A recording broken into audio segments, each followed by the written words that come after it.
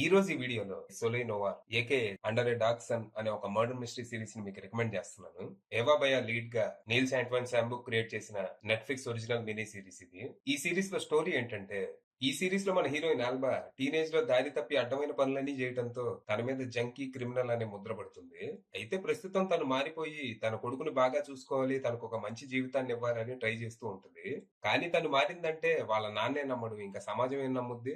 ఇప్పటికీ తను టీనేజ్ లో చేసిన తప్పుల్ని ఎత్తి చూపిస్తూ నువ్వు తల్లిగా పనికిరావని తన కొడుకుని తనకి దూరం చేయాలని ట్రై చేస్తాడు. దాంతో ఉన్న పలంగా కొడుకుని తీసుకొని ఊరు వదిలి పారిపోతుంది.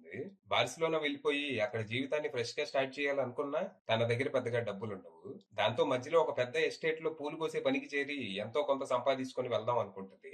కానీ తను పనిలో చేరిన రెండో రోజే ఎవరో గుర్తు తెలియని వ్యక్తి ఆ ఎస్టేట్ ఓనర్ అయిన ఆర్నవ్ లెషియర్ ని చంపేసి ఆ కేసులో మన ఆల్బాని ఇరికిస్తారు. తనకు ఆల్రెడీ క్రిమినల్ రికార్డు ఉండటంతో పోలీసులు కూడా తన్నే అనుమానిస్తారు. ఇదే టైంలో ఆర్నవ్ రాసిన బిల్ ఒకటి బయటకు వస్తుంది. అందులో తన ఆస్తిపాస్తులన్నీ తన ఫ్యామిలీ మెంబర్స్ కి సమానంగా పంచాలని రాసి ఉంటది. అయితే షాకింగ్ గా అందులో మన ఆల్బా పేరు కూడా ఉంటది. ఆల్బా ఎవరో కాదు, ఆర్నవ్ లెసియర్ అక్రమ సంతానం అన్నమాట.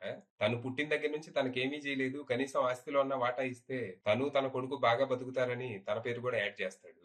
దీని వల్ల పోలీసులకు ఆల్బా మీద అనుమానం ఇంకా పెరిగిపోద్ది. ఆస్తి కోసమే తను ఈ హత్య చేసి ఉంటదని ఫిక్స్ అయిపోతారు. మరి ఈ పరిస్థితుల్లో మన ఆల్బా ఏం చేసింది? ఏదో 4 రోజులు పనిచేసి డబ్బులు పోగేసుకుని వెళ్ళిపోదాం అనుకుంటే ఇప్పుడు మధ్యలో కొత్తగా నాన్న, ఆస్తి, హత్య, ఈ గొడవ ఏంటి? అసలు ఈ ఆర్నవ్ లెసియర్ ఎవరు? నిజంగానే తను ఆల్బా ఫాదరా? తనని హత్య చేయాల్సిన అవసరం ఎవరికి ఉంది? ఇందులో ఆల్బాని ఎందుకు ఇరికించారు? అసలు ఆ ఎస్టేట్ లో ఏం జరుగుతోంది? చివరికి ఈ ప్రాబ్లమ్స్ నుంచి మన ఆల్బా ఎలా బయటపడింది? అసలైన హంతకుడిని ఎలా పట్టుకుంది అనేది మీరు సిరీస్ చూసి తెలుసుకోవాలి. ఫస్ట్ 2 ఎపిసోడ్లు చూసి ఇదేదో నైస్ అవుట్ రిప్ ఆఫ్ అనుకున్నా గానీ కాదు. ఇది దానికంటే చాలా కాంప్లికేటెడ్ గా ఉంటది. ఇందులో లషియర్ ఫ్యామిలీ క్రేజీగా ఉంటారు. ఏ కంప్లీట్ డిస్ఫంక్షనల్ ఫ్యామిలీ. డబ్బులు ఎక్కువైతే వచ్చే జబ్బులు ఎలా ఉంటాయో వీళ్ళని చూసి తెలుసుకోవచ్చు. అందరూ సైకోలుగా మారటానికి అడుగు దూరంలో ఉన్నట్టు ఉంటారు. ఇందులో మొత్తం 6 ఎపిసోడ్స్ ఉంటాయి.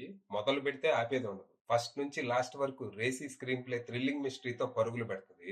కాకపోతే ఇదే స్పీడ్ సిరీస్ కొంచెం మైనస్ కూడా అయిందని చెప్పాలి. అంటే ఇందులో చాలా ట్విస్టులు, రివీల్లు ఉంటాయి. అన్ని బానే ఉంటాయి. కానీ మనం ఒక ట్విస్ట్ ని అర్థం చేసుకునే లోపే ఇంకో ట్విస్ట్ వచ్చి పడతా ఉంటది. అలాగే ఎండింగ్ కూడా చాలా రష్ట్ గా ఉంటూ పే ఆఫ్ కూడా కొంచెం అన్సాటిస్ఫైయింగ్ గానే ఉంటది. ఇందులో చాలా సబ్ ప్లాట్స్ ఉంటాయి. దాదాపు అన్ని ఎండ్ కి రిజాల్వ్ అయిపోతాయి గానీ కొన్ని మాత్రం గాలికి వదిలేశారు. ఇవి పక్కన పెట్టేస్తే మిగతావన్నీ బానే కుదిరాయి. పర్ఫార్మెన్స్ టెర్రిఫిక్ గా ఉన్నాయి.